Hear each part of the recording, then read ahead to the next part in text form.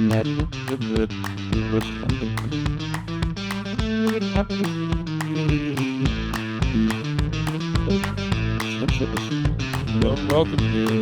podcast show about Mississippi sports and the folks who play them.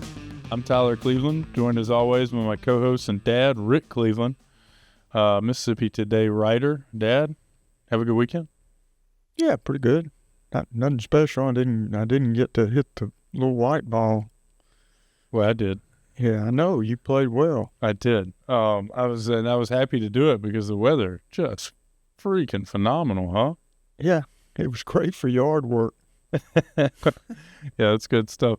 Dad, I missed all of the yard work though. Yeah, we got an exciting show for the guests today. We're going to talk a lot about the Big Three in baseball. We got a special guest, Millsaps women's basketball coach Jeff Wilbur. Of course, the majors punched their ticket to the NCAA tournament by winning the Southern Athletic Association championship. Quick turnaround for them, headed up to Minnesota, so we're really grateful for Jeff for making time for us today. Dad, we just got to start at the top of the show by talking about these Mississippi baseball teams that just keep swinging their way upwards into the polls. You got to start with Mississippi State. Went 3-1 last week. The only loss came to UCLA in that Sunday game out at the Showcase on what I thought was a completely bogus. If they had the rules that Major League Baseball has now with the replay, Mississippi State would be 12-0 with a win over the number one team in the collegiate baseball poll. That's what I hear. I did not see it. I was listening to it, actually taking a walk and listened to the radio broadcast. By the way, Jay Powell was terrific. Yeah. Was there anything better in baseball on the radio? I mean, maybe bad basketball on the radio? Sometimes I like it better than if the announcing is really good. I like it better than I like it watching it on TV. But it harkens back to when that was our only choice. Back in the day, I'd go to sleep. The word hour doing a lot of heavy lifting there because it was never my only choice. Yeah, right. Well, back when, but I fell asleep every night watching and listening to Harry Carey do this St. Louis Cardinals. Yeah, well, I can only imagine. It was great. But I enjoyed baseball on the radio too, and it wasn't a bad game to listen to. It was super exciting. I think the big takeaway there is both those teams are really, really, really good. Yeah, that shortstop for UCLA is going to make a lot of money too. Well, a bunch of guys wearing maroon going to make a bunch of money too. Dad, they're 11-1 now. Like I said, they went 3-1. They beat Austin Peay, Arizona State, and Virginia Tech, who I guess of those teams in that thing, I figured Virginia Tech was the most overmatched, and State beat them pretty bad. The Bulldogs have one more. Well, obviously, we're recording this on Tuesday morning. There's a big game in Hattiesburg tonight against the Golden Eagles, who currently have the number one RPI in all of baseball, but we'll get to them in a minute. But one more weekend series with Lipscomb, and before that first SEC series opens up at Arkansas the next week. I cannot imagine the first 12 games of the season going much better for the Bulldogs. No, they've really gotten off to a great start. I will say until this tournament that they played in, or showcase that they played in this weekend, the competition hadn't been right. Well, that's why you see their RPI where it is I think 30s and 40s. We're going to find out a whole lot more about them, not only tonight, but then when the SEC season starts. Yeah. But just if you look at the roster and look at where they came from and what they've achieved in the past, they should be mighty, mighty good. For sure. What do you think about scheduling? I don't know how much this schedule was laid out before the current regime got in there or not, but what do you think about playing this kind of schedule earlier in the year? Well, you can do it if you're in the SEC because your RPI is going to come up no matter what, when you start playing in your conference. You look at the difference between the pre-conference schedule that State plays and Ole Miss to a degree, and the schedule that Southern Miss has played, which is why their RPI is so high. Number one, yeah. I mean, they hadn't played any gimmies. No, I suppose not. Well, they're not going to play one tonight. No. I mean, I'd imagine the crowd's going to be astronomical. Of course, our listeners will already have known the outcome, but I imagine I can predict with 100% accuracy that there will not be standing room to see that game. No, it's going to be jam packed, and my guess is they'll set a new school record for attendance tonight. I sure hope so. Southern Miss, of course, went 4-0 last week with a 10-run rule win over Alabama and then a 3-game sweep of La Tech on the road, Ruston, where they looked convincing, didn't they? Yeah, they. God, you just can't start much, but they lost to the best pitcher in college baseball in the first game of the season, and then they hadn't lost since.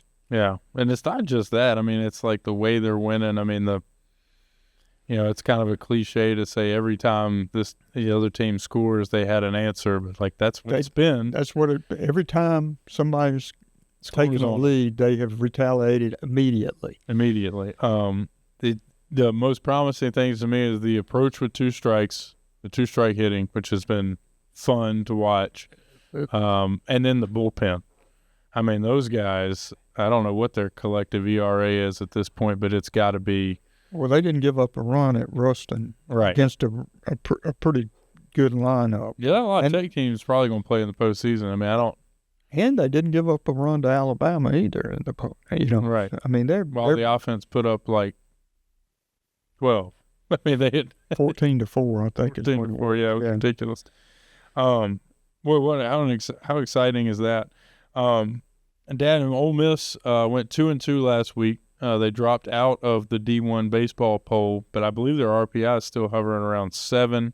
I feel like that what Ole Miss is doing is a good start, right? Like it's just a really good start. When you're comparing it to the other two, yeah. But that as we discussed before the season started, I think Ole Miss came into the season underrated, and I still think if they're not in anybody's top 25 poll, they're still underrated. Well, like I said, they dropped out of the D1 baseball poll. I'm sure they'll be back in before too long. They've got a couple of big games coming up, including a game in Hattiesburg next Tuesday, which will raise their RPI either way. Yeah. But a win there would certainly go a long way for the Rebels to get back on track. Yeah, I wrote about all this in a column this morning that published this morning at MississippiToday.org that one of the great things about when Ole Miss plays Southern Miss and Mississippi State plays Southern Miss in a non-conference game, it ain't going to hurt your RPI. No. Your RPI is going to go up regardless. But winning is huge. Yeah. So really helps your RPI. Yeah. I would say doubly so for Southern Miss because their RPI will go down. Well, yeah, but it's all they won't lose if they lose tonight, they will not drop from number 1. I don't think. I don't know how any of that works. I'm not asking these questions. All I know is that over the course of the season, it's going to go down once they get into conference play. Oh, sure. But if they lose tonight, I don't think. No, I don't. I mean, I don't think it goes down until they get into those conference games because you're going to come up with some teams in that league. Not everybody. I mean, there's some good teams in there. I mean, Coastal beat Ole Miss last week. But eventually you're going to get some weekend series, which is 3 games against a team ranked sub-200, and RPI goes down even if you sweep. That's right. So that's right. There is some margin for error, but not too much. These non-conference games are just huge for Southern Miss at this point. That's my big takeaway. Now, I'll tell you what's crazy is that we are now into the first week of March, and we have not talked about basketball in some time. Just mostly because the men's teams are just not going to play in the postseason at this point. I think we've known that for a month or more. And there's a chance Ole Miss and State will probably play in the postseason. But there's one Mississippi team who has already punched their ticket, and we are lucky enough today to be joined by the head coach of the Millsaps Majors, Jeff Wilbur. The team, the Majors, punched their ticket to the postseason with a win in the Southern Athletic Association Championship over the weekend, beating a team, Trinity, who they had split with in the regular season. So we'll talk to him a little bit about getting that rubber match. Without further ado, let's get into our segment, Not Another Cleveland, with Millsaps coach Jeff Wilbur. Jeff, thanks so much for taking the time to join us today. Happy to be here.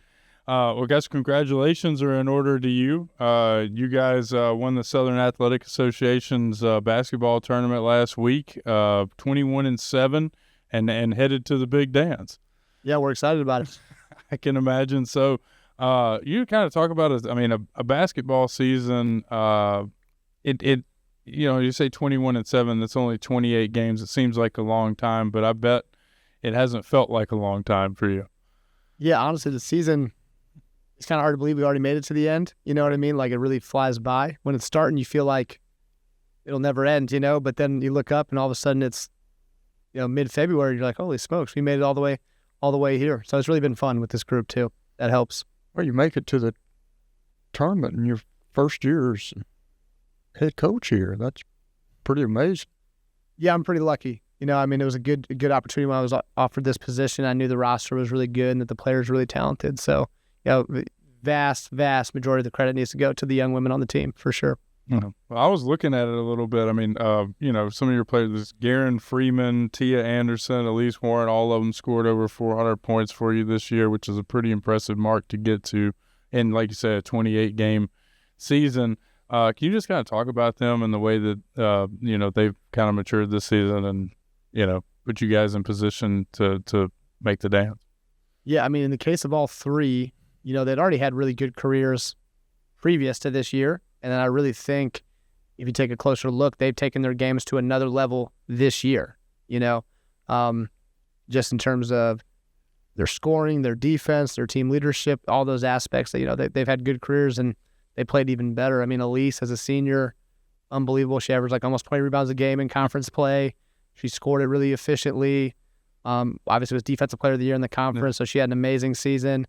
Garen, nobody can keep her out of the lane, right? She can kind of go wherever she wants on the court, and her passing is just unbelievable. And her ability to score around the basket, and get her teammates involved. And then Tia can kind of do a little bit of everything. She's a really good outside shooter. She can score at the basket. She can score in between and all these weird little mid-range shots that she makes consistently. She's a really smart defensive player, right? She had 6 steals in the championship game, and a great rebounder. So they've been as advertised. So I knew they were going to be really good players, and they've even exceeded all expectations. Yeah, the defensive player of the year. She listed at 5'9". That's accurate? Yeah. Where do you get? That's incredible. Where are most of your players from? Or is this a regional team, or do y'all recruit nationally, or how? The vast majority of our team is from the neighboring states, essentially. So our team is from Mississippi, Louisiana, Arkansas, Tennessee, Alabama, and Georgia. Yeah.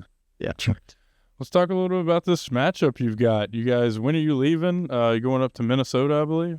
Yeah, it's a long trip. Yeah. So we're taking a bus from campus down to New Orleans Airport, and then leaving at 7 a.m. tomorrow. We got a flight early afternoon, and luckily it's a nonstop, and so we should be touching down sometime around 3:30 in Minnesota, and we're going to get some good practices in and see the sights and watch some film, and hopefully have a good trip. Yeah, no direct flights from Jackson to. Do you fly into Minneapolis? Yes, we do. Flying? Yep. And how far is the site from? It's only about 25 minutes, so it's actually really convenient. So we're fortunate in that regard. Yeah, this team you're facing, Bethel, I think they're the 13th ranked team in the country. Yeah, they're really good. They're really good. It's going to be a great challenge for sure. We're looking forward to it. Yeah, what is it about them? I mean, I'm sure you've got a chance to look at them a little bit. I mean, really, there's a lot of things they do well. So they really can score inside at the basket. They have some really imposing inside players, like more than one. They really have like 3 girls who can really challenge you at the rim. And then most of the girls they play can shoot it well from the outside as well. And they're just really well coached. Like, they move the ball well. A high percentage of their baskets come off assists. So they're really just a good ball movement team. And they're able to take advantage of that, of their inside players to create good outside shots. So, they're getting high efficiency shots, whether it's at the rim or from the 3-point line. Well, your girls must share the ball too. I mean, you got 3 scores over 400 points. Yeah, I think we play really unselfishly. You know, I think our team is lucky that we have, you know, some players who can really create advantages, you know. Like in basketball, if you don't have some players who can create an advantage consistently on possessions, you know, you're going to be hurting on offense. And then we have a bunch of other girls who are kind of superstars in their role, you know, who are able to execute what's asked of them for our team to be successful. And I think those pieces have fit really well together this year. I'm guessing that with Millsaps and the academic reputation and everything, that these are true student athletes as opposed to what we may see at some other schools around. Yeah, we're lucky. We have really good students in our program. You know, I know in the spring semester of last year they had, you know, a team GPA of like 3.6. We had a handful of girls who got a 4.0 last spring. We had a few get a 4.0 this fall. You know, we have Tia's the student body president. Bailey Johnson's the student body vice president. Garen's a student body senator. Wow. We have another sophomore named Dove who's a student body senator. And us really just kind of scratching the surface on the kind of stuff that these girls are involved in. They really do a lot around campus and in the community. So it's a pretty unique group, not just in terms of the athletic success they've had, but in terms of the other ththings that they do. A lot of coaches waiting for a leader to step up. You're probably having to beat them off with an umbrella. Yeah, you know, they're not shy. You know, they're an opinionated group. So, yeah, they do have some leadership qualities in that way. They're really fun, honestly. I always tell them, you know, I've been fortunate. I've almost always liked my teams, you know, and they're just a really fun team to spend time around off the court. And in basketball, it's important because it's kind of like baseball, right? You spend a lot of time with the team. You're on the road a lot. You're on the road 4 days at a time, sometimes 2 weeks in a row. Yeah. You know, like just now, right? We were gone Wednesday to Saturday night, and here we are Wednesday morning, we're going again, you know, so you got to it makes it easier if the group likes each other, you know. Well, you're making a Millsaps women's basketball fan out of me. It sounds like an easy team to pull for. Yeah. No, I think so. I really do. I think so. They're really fun. Yeah. Well, we're going to be following and supporting you, Jeff. Thanks so much for joining us, man. This has been fantastic, and best of luck to you up there in Minnesota. All right, thanks, guys. Nice to meet y'all. Thank you. And thanks again to Jeff for joining us. Boy, he's impressive. Yeah, he was. And his team is too. All right, Dad, let's go to the Blitz. Let's start today with the tax-free NIL. The State House has passed a bill that will make NIL money tax-free for student athletes in Mississippi. How do you feel about it? Well, I guess if I was one of the coaches at one of the schools or one of the players, I'd be really happy about it. If I was a worker, you know, just a citizen who makes a living and I'm paying taxes and I'm working, yeah, I wouldn't feel good about it. No, if you work full time, making $30,000 a year and paying money to the government, I feel pretty angry about that, to be honest. But I know it's going to help the Big Three, so you know we're all in. Let's go from one fun topic to another. The NFL Combine was this week. I tune into ESPN pretty regular now for some freaking reason. And all week it was just the NFL Combine. And I'm watching offensive linemen do quick step drills, and I can't figure out who cares about this. Well, if you're a general manager and a head coach, you care about it. But as watching people run the 40-yard dash is not like exciting to me. No. As a note to the good folks at ESPN, there are a million good spring sports going on right now. College baseball is in full swing. Basketball is getting exciting. There's a million things to put on TV. I don't know why they put the Why NFL wasn't the Combine Mississippi State UCLA game on ESPN is what I want to know. No, I can't figure it out. Or I couldn't find it anywhere. Yeah. I don't have Flow Sports or whatever the hell it was. Dad, Miami of Ohio is 29-0 with 2 games to go. Chance to finish a men's basketball season undefeated. They also have the 285th overall strength of schedule and net rating in the 50s going into the last week of the season. Should they lose, do you think they should make the tournament? Well, that's a tough one. You go 29-0, I don't care. Yeah, I think probably they should. Instead, but they won't be 29-0. Well, they lose a game, they're going to be 30-1. If they're 30-1, yes, I think they should be in the tournament. What if their loss is to the 280th ranked team in the country? Listen, they're not going to win the national championship, but neither is the 8th place team in the ACC and the SEC. I agree. Well, maybe. I don't know. See, anybody can get hot. Dad, the Sports Summit is set to meet in Washington this week with President Donald Trump chairing it. Now, I can't imagine there's nothing else going on in the world. The group includes Tiger Woods, Nick Saban, Mac Brown, Urban Meyer, Condoleezza Rice, NBA Commissioner Adam Silver, and others. Do you think this crack team can save college sports? No. No. That's all you got. That's all. I mean, yeah. No, I don't think they can. And, gosh, there's a lot that's going on in the world right now. Yeah. Notice I know Tiger's dating his, I guess it's his niece. Yes. Trump's niece. Yeah. So it makes sense why he would get roped into such a thing. Dad, the World Baseball Classic is back. It begins Thursday. Japan are the defending champs. I asked you before off air if you'd seen our lineup. You said no. I'm just telling you we're absolutely stacked, and I don't think we lose a game with Paul Skeens on the mound.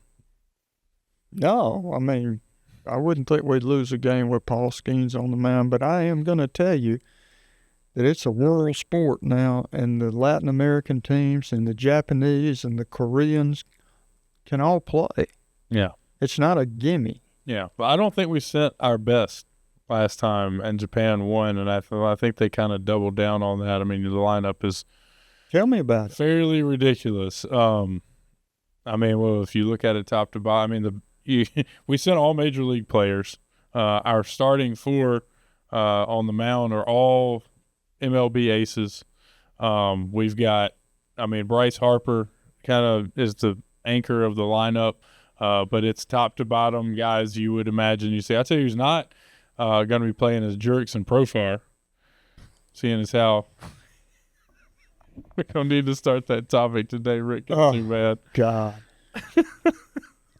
It could have, he could have been a late addition to this blitz. But yeah, I'm excited about it. I love watching the World Baseball Classic. I'm glad that we do it every year. I wish that it was a little longer and a little more drawn out. But I know we got spring training to get to, so.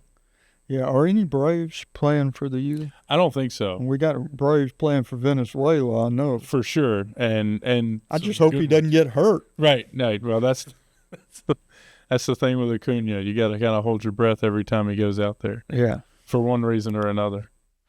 Well, that's all the time we got this week. Thanks, everybody, for tuning in. You can catch us anytime wherever you get your podcasts. And make sure to keep up with all of Rick's latest writings at MississippiToday.org. If you're listening to audio, you can, this is a visual medium now. You can see us on MississippiToday.org or YouTube, the YouTube channel. So thanks, everybody, and we'll talk to you next week.